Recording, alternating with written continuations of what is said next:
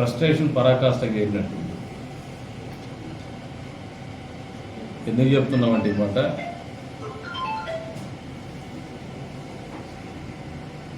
Recall manifesto of Chandrababu అనేది ఏదో slogan పెట్టుకొని క్యూఆర్ కోడ్ పెట్టుకొని స్కాన్ చేస్తాడు. నిజంగా జగన్మోహన్ రెడ్డి మాట తిప్పను, మడమ తిప్పను, అబద్ధాలు చెప్పను అని మాట్లాడతాడే, మామూలుగా నాకు తెలిసి ప్రపంచ చరిత్రలో కన్నారపకుండా అబద్ధం చెప్పగలిగినటువంటి శక్తి సామర్థ్యాలు జగన్మోహన్ రెడ్డి కంటే విన్నగా ఎవరికి లేవు. అది వాస్తవం. కానీ ఆయన ఎంతకైనా చాలా నిజాయితీ పడని పెళ్ళాంతోడు తిప్పిస్తుంటాడు. వంటలో ఉప్పు ఎక్కువైతే ఎక్కువ అంటాడు, వంట బాగలేదంటాడు, అంత నిజాయితీ చూడని. అది వాళ్ళిద్దరు మూడు పిల్లలు పనిచేయదు, వాళ్ళ ఇంట్లో పనిచేయదు. ప్రజాబాహుల్యానికి సంబంధం ఉండదు. రాజకీయం వేరు, అన్నం తినేది వేరు. ఎన్ని కథలు బాగానే, స్వీట్ నథింగ్స్ బాగానే ఉన్నాయి. అధికారం ఉన్నప్పుడు, అధికారం పోయినాక, అధికారం ఉన్నప్పుడు పరదాలు ఉన్నాయి, పోలీసులు ఉన్నారు, అక్రమ కేసులు ఉన్నాయి, దౌర్జన్యాలు ఉన్నాయి, అక్రమ వ్యాపారాలు ఉన్నాయి, అక్రమ మైనింగ్లు ఉన్నాయి, బాక్సైట్ దోపిడీ జరిగింది, మద్యం వ్యాపారం ఉండింది, మట్టి వ్యాపారం ఉండింది, ఇసుక వ్యాపారం ఉండింది. ఇవన్నీ ఉన్నాయి జగన్మోహన్ రెడ్డి. లేనిది ఏంటంటే మామూలుగా సిపిఎస్ అనేది వారంలో రద్దు చేస్తా అనేది తెలియలే. 3,000 రూపాయలు పెన్షన్ చేస్తా అని 5 సంవత్సరాలు పెంచుకుంటూనే పోతా అనేది తెలియలే. 1000 రూపాయలు పెన్షన్ పెంచేకి 5 సంవత్సరాలు తీసుకునేవు జగన్మోహన్ రెడ్డి. నువ్వా ఈరోజు రీకాల్ మేనిఫెస్టో చంద్రబాబు అని చెప్పిపోయేది. ఇచ్చినటువంటి మాటకు కట్టుబడి సూపర్ 6లో భాగంగా మొదటి నెలలోని 7,000 రూపాయల డబ్బులు ఇచ్చిన మాట చెప్పిన దానికి అది చంద్రబాబు నాయుడు గారి క్రెడిబిలిటీ, కూటమి ప్రభుత్వం యొక్క క్రెడిబిలిటీ. మీ మాదిరిగా 3,000 చేస్తా అని చెప్పేసి 5 సంవత్సరాలు పెంచాలా 1,000 రూపాయలు. మద్యం రేట్లు పెంచుకుంటూనే పోతాను, మద్యపాన నిషేధం చేస్తా అని చెప్పేసి 25 సంవత్సరాల మద్యం వ్యాపారంలో వచ్చే లాభాలను కూడా అడ్డగోలుగా అప్పనంగా తాకట్టు పెట్టి డబ్బులు తెచ్చుకునేటువంటి చరిత్ర జగన్మోహన్ రెడ్డిది.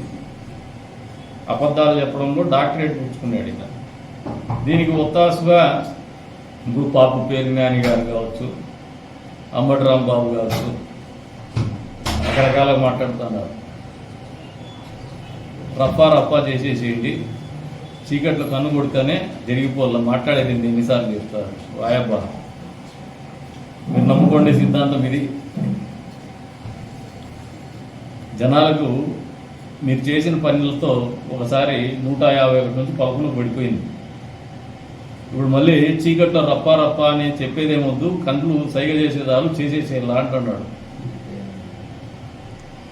ఇంక ఏం చెప్పాలో మరి ప్రజలు ఏం ఆలోచన చేస్తున్నారు? నీ కాళ్ళకు కడియాలు పెడతాను, నడుము వడ్డానం పెడతాను, ముక్కు పుల్ల పెడతాను, నీకు అమ్మ తల్లికి వందనం పెడతాము, మళ్ళా అన్నదాత సుఖీభావ ఇస్తాము, ఇల్లు కట్టిస్తాము, రోడ్లు వేయించినాము, గ్రామీణ ప్రాంతంలో రోడ్లు వేయించినాము, రోడ్లు మరమ్మతులు చేయించినాము, తాగునీళ్ళ అవసరాల జలజీవన్ మిషన్ కింద తీరుస్తున్నాము, హైవేలు తీసుకొచ్చినాము, అమరావతిని తెచ్చినాము, పోలవరం కడతాము, ఇన్ని విశాఖ స్టీల్ని ప్రైవేటైజేషన్ కాకుండా ఆపినాము.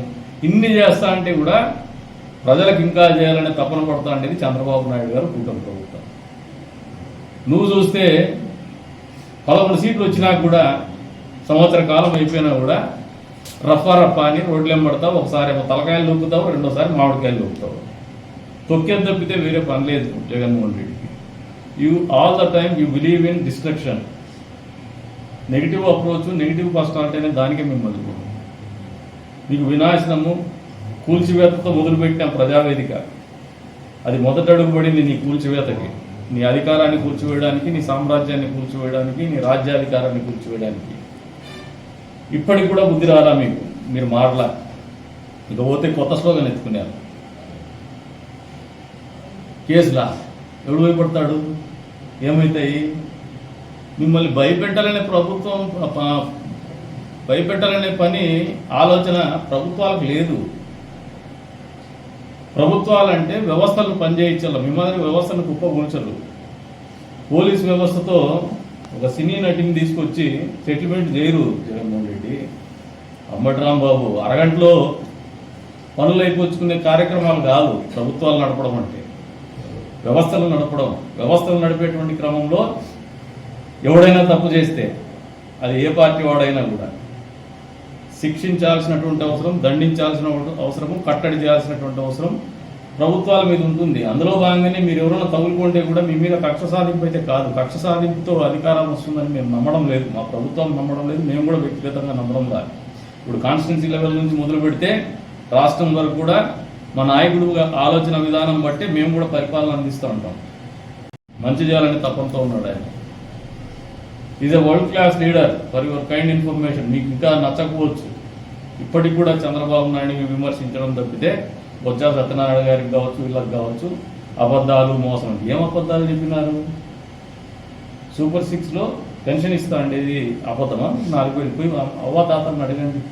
6,000 రూపాయలు పెన్షన్ ఇస్తా అండి, ఇది అబద్ధమా? పోయేసి వికలాంగులను అడగండి. 15,000 రూపాయలు డబ్బులు ఇస్తా అన్నారు పెన్షన్లో, పోయేసి మంచం మీద కదలలేని పరిస్థితిలో ఉండేటువంటి పేషెంట్ని అడగండి. ఇంకా ఎక్కడైనా ఉంటే కూడా ఇంకా ఇవ్వాలనే ఆలోచనతోనే మేము కూడా జనాల్లోకి పోతాము. మేము జనాల్లోకి మంచి చేయాలని పోతున్నాం. మీరు జనాల్లోకి ఎందుకు పోతున్నారంటే జరుగుతూ ఉండే మంచి వాళ్ళు నమ్ముతున్నారు, ప్రజలు ఆదరిస్తూ ఉన్నారు, మాకు బతుకు తెరువు ఉండదు, భవిష్యత్తు ఉండదనే భయంతో మీరు జనాల్లోకి పోవాలని ఆలోచన చేస్తారు. కానీ జనాల్లోకి పోవడం మీ స్ట్రాటజీ కూడా ఏంటంటే all the time you believe in negative approach. Short term benefits expect చేస్తారు, మత విద్వేషాలు రెచ్చగొడతారు, కులాల మధ్యన చిచ్చు పెడతారు.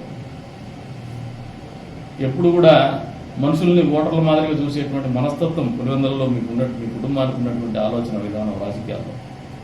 మీరు మనుషుల మాదిరి చూడలా, సమాజాన్ని సమాజం మాదిరి చూడలా, మిమ్మల్ని అధికారాన్ని మిమ్మల్ని గద్దెక్కించేటువంటి ఉపయోగపడేటువంటి ఓటర్లుగానే చూసినారు. అందుకని ఎప్పుడు కూడా కోళ్ళ ఫారం బ్యాచ్ మీది. కోళ్ళు ఇంజక్షన్స్ ఇచ్చి బరువు తొందరగా పెరిగితే తొందరగా అమ్ముకోవచ్చు, మళ్ళా డబ్బులు ఎక్కువ సంపాదించవచ్చు అనే టైప్కి. ఆ రకంగానే మీరు వెల్ఫేర్ని చూసింది. మేము అట్లా కాదు, ప్రజల కష్టంలో ఆదుకోవాలా, వాళ్ళకి చేదోడుగా వాదోడుగా ఉండాలా. అంతేకాకుండా సమాజంలో తలసరి ఆదాయం పెరగల్లా, జీవన ప్రమాణాలు పెరగల్లా, రాష్ట్రం అభివృద్ధి పదంలో నిలవాలా, రాజధాని లేనటువంటి రాష్ట్రంగా ఈ రాష్ట్రం ఉండకూడదు.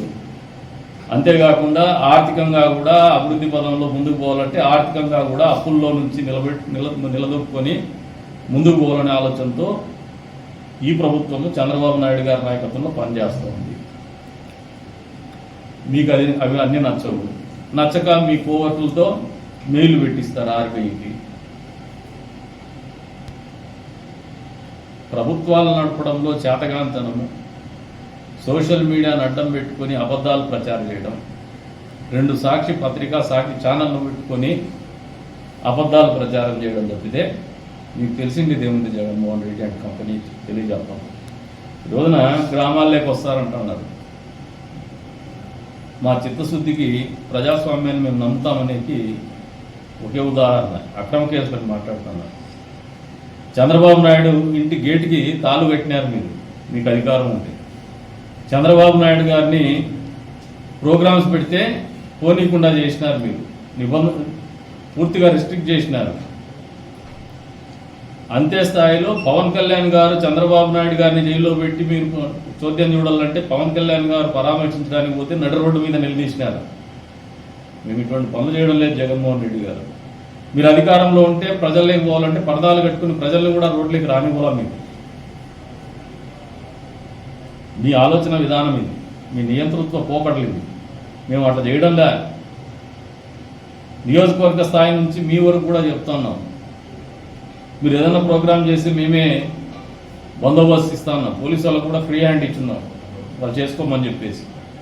ఎందుకంటే ప్రతిపక్ష హోదా అయితే ఇవ్వలేదు, కానీ ఎవరైనా 4 మాటలు మాట్లాడితే అది ఏదైనా మా తప్పులు సరి చేసుకునేటువంటి విధానంలో కానీ మాకు ఉపయోగపడతాయి నిర్మాణాత్మకంగా అంటే ఖచ్చితంగా తీసుకునేటువంటి పాజిటివ్ అప్రోచ్తో ఉండేవాళ్ళము, ఓపెన్ మైండ్తో ఉండేటువంటి నాయకులు ఈ పార్టీలో కానీ ఈ ప్రభుత్వంలో కానీ ఉన్నారు. సూపర్ 6 అమలు చేయలేదనేది మీ వాదన. మీరు ప్రజల్లోకి పోయేసి ఇంటింటికి ఇట్లా అక్కడ ఇక్కడ కూర్చొని 10 మంది, మీ కాన్సెప్టే చెప్తున్నాడు. అక్కడక్కడ పోయేసి ఒక 10 మంది ఉండేటట్టు వాళ్ళతో టెస్టిమోనియల్స్ తీసుకొని ఆ క్యూఆర్ కోడ్ని చేయించండి. మీరు గడప గడపకు పోతే మీరు మొగోళ్ళే, మీరు రాజకీయాలకు పనికి వస్తారు. అంతేగాని ఈ రకమైనటువంటి ఆలోచన విధానము అసలు రాష్ట్రం అభివృద్ధికి అవసరం లేదు. కుంటుబడిని ఇప్పటికే 10 ఏళ్ళు వెనక్కి వెళ్ళిపోయినాం. ప్రజలు చైతన్యవంతులయ్యి మళ్ళీ అతనికి అధికార మార్పిడి చేసినారు. అవకాశం మళ్ళీ చంద్రబాబు నాయుడు గారి నాయకత్వాన్ని నమ్మినారు. మళ్ళీ ఇప్పుడు ఇబ్బంది పడేటువంటి పరిస్థితుల్లో రాష్ట్రాన్ని ముందుకు తీసుకోవాలనే ఆలోచనతోనే ముందుకు తీసుకుపోతున్నారు. ఇవన్నీ కూడా మీరు మర్చిపోయినారు. ఇంకా ఏదో భ్రమంలో బతుకుతున్నారు. ఈ భ్రమంలోంచి వాస్తవాలు ఎక్కడండి? మిమ్మల్ని బెదిరించేటువంటి ఉద్దేశం, కేసులు పెట్టి భయపెట్టే ఉద్దేశం మాకు లేదు. వ్యవస్థలతో ఖచ్చితంగా పనిచేయిస్తాం. మీరు తప్పు పని చేస్తే ఖచ్చితంగా కేసులు పెట్టాల్సిందే, లోపలికి పంపించాల్సిందే. మళ్ళీ మీకు బెయిల్ అనేది వస్తుంది. బెయిల్ రాని సెక్షన్లు, కేసులు ఏంటి ఉండవు. కానీ వ్యవస్థల నుంచి, కోర్టుల నుంచి తప్పించుకోవడం మీకు అలవాటు అని చెప్పేసి మీ ఆలోచన ఉంది. కానీ తప్పించుకోలేరు. ఎక్కడో ఒక చోట ఇది ముడిపడతాయి, ఇది మిమ్మల్ని వెంటాడతాయి. మీరు చేసిన తప్పులు అంత తొందరగా వ్యవస్థలు మాఫీ చేస్తాయనో లేదంటే మేనేజ్ చేసుకుంటామని ఏమన్నా భ్రమంలో ఉంటే మీకు ఒకటే చెప్తాను. నేచర్ ఒకటి ఉంది, ప్రకృతి ఒకటి ఉంది. ఆ ప్రకృతి మీ తండ్రి గారి మరణం తర్వాత ఏ రకంగా ఆలోచన చేస్తుంది, న్యాచురల్ జస్టిస్ని, సహజమైనటువంటి న్యాయాన్ని ఏ రకంగా అమలు చేస్తుంది అనేది అదొక ఉదాహరణ. ఇంకా మీరు దాని నుంచి కూడా నేర్చుకోవాలి. ఇప్పటికి కూడా కేసులు ఏమైతాయి, ఎన్ని కేసులు పెడతావు, ఎవడు భయపడతాడు, మిమ్మల్ని భయపెట్టే ఆలోచన లేదు ఈ ప్రభుత్వానికి అని చెప్పేసి మీ అందరికి కూడా తెలియజెప్తున్నాం. కేవలం తప్పుడు వ్యక్తుల్ని, తప్పుడు మనుషుల్ని, తప్పు చేసినటువంటి వాళ్ళని శిక్షించేటువంటి కార్యక్రమం ఖచ్చితంగా ఈ ప్రభుత్వం చేస్తుందని చెప్పేసి కూడా ఆ శ్రేణులకు తెలియజెప్తున్నాం. మిమ్మల్ని కేసులు పెట్టేటువంటి ఆలోచన, తప్పుడు కేసులు పెట్టేటువంటి ఆలోచన ఎక్కడ కూడా మాకు లేదు. తప్పుడు కేసులు పెట్టింటే ఫలాందని చెప్పేసి మీరు చెప్పండి. తప్పుడు కేసులు అని చెప్పేసి సాక్ష్యాధారాలతో సహా బహిరంగంగా చర్చకు వస్తాం. మేము భయపెట్టేటువంటి ఉద్దేశం ఎవరికి లేదు. ఇక్కడ ప్రజాస్వామ్యంలో ఎవరెవరిని భయపెట్టలేదు. ఒకసారి గాంధీ మహాత్ముని గారి పోరాట విధానం చూసిన తర్వాత ఎవరినైనా భయపెట్టో, అణిచివేసో ఆపగలమనుకుంటే మూర్ఖులేవు. మాకు ఆలోచన లేదు. మేము బలంగా నమ్ముతాం, ప్రజలను నమ్ముతాం, ప్రజాస్వామ్యాన్ని నమ్ముతాం.